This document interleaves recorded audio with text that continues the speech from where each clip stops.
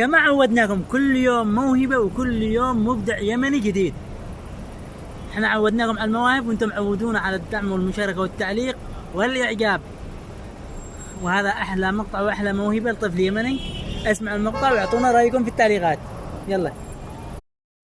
ومنهم الذين يؤذون النبي ويقولون هو أذن قل أذن خير لكم يؤمن بالله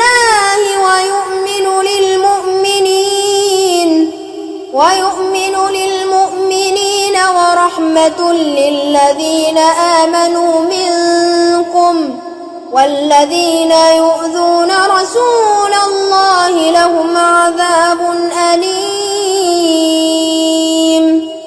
يحلفون بالله لكم ليرضوكم والله ورسوله